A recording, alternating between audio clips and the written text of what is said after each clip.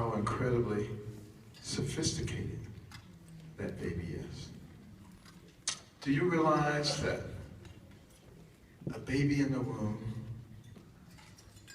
just a couple of months old,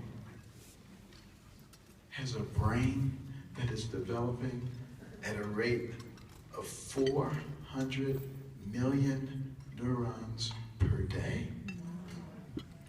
It is a very sophisticated organ system. In fact, when you look at the sophistication of that baby, and you compare it to some of the creatures that, you know, the environmentalists are trying to save, the little yellow striped spider and the snail darters and you know, other things, that baby is really a lot more sophisticated.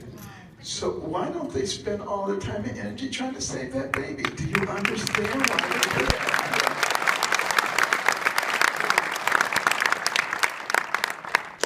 And you know, we've learned much more now that we have sophisticated ultrasound technology and endoscopy, and you can see those little babies, and you can see, you know, on an 8-week-old, a little nose and the little eye sockets and the little finger buds and the heart's beating, and you can see some reaction.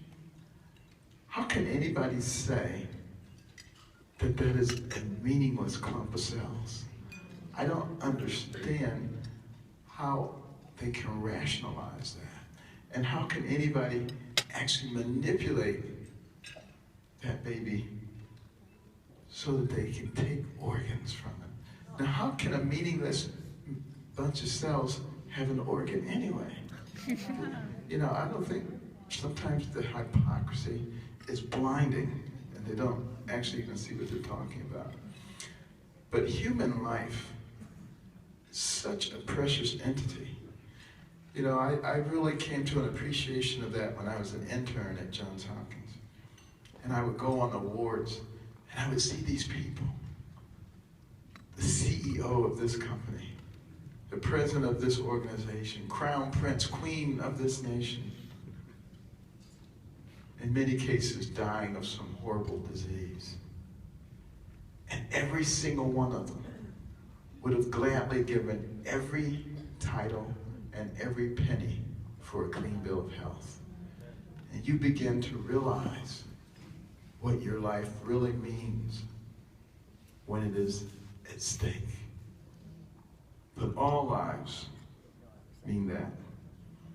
And what has happened in our society is that even though we may believe that, the peer pressure to accept the culture of death surrounding the abortion mills has gotten to be so great that even when people disagree with it, they just keep silent.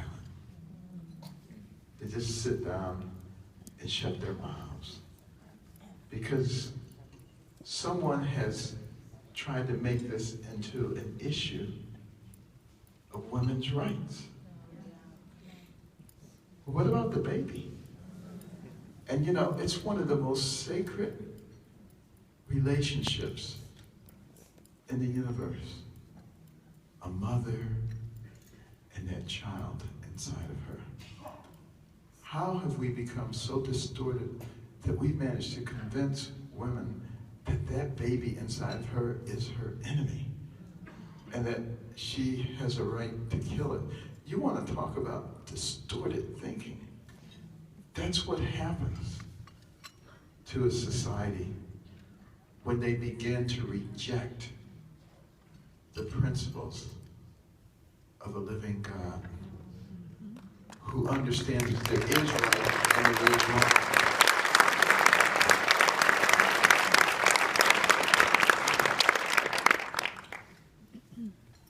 And it's not just abortion,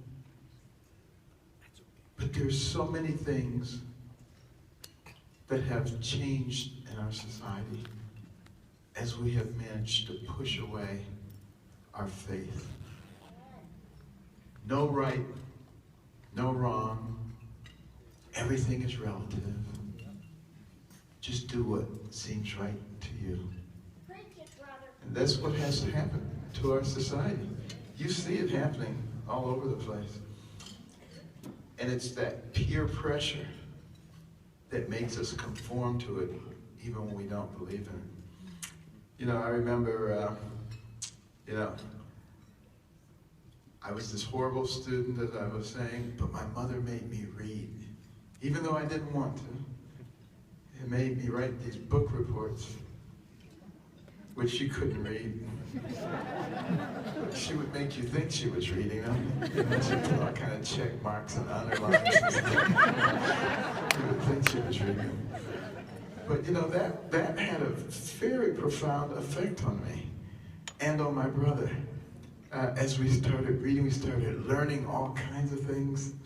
And in the space of a year and a half, I went from the bottom of the class to the top of the class, much to the consternation of many of those students who thought I was stupid.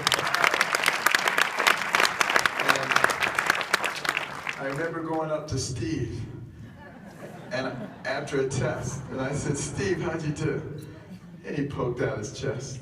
He said, "Oh, I got a 91. I said, "Well, gee, that's too bad." "Oh, I got 100. And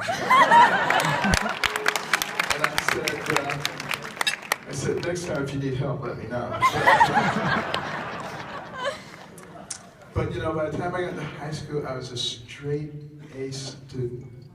I was really doing well. And then I ran into the worst thing a young person can run into. It's called peers. P-E-E-R-S. That stands for people who encourage errors, rudeness, and stupidity. That's just what they were doing. Telling you what kind of clothes you should be wearing and who you should be hanging out with. And you know, I went from an A student to a B student to a C student.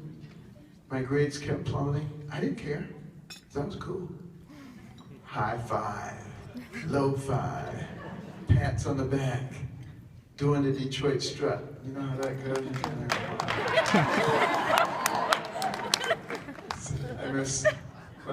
Before I retired, I'd be in the hospital and people would say, "Are you limping?" I would say, "No, that's the residual Detroit strut." But you see how destructive that peer pressure was for me as a student in high school. You know, fortunately, I only wasted a year before my mother was able to get me to realize it wasn't what you wore on the outside. It was what you had up here that made the difference, and I got back on the right track again. But, you know, in terms of the way that I was thinking, you know, growing up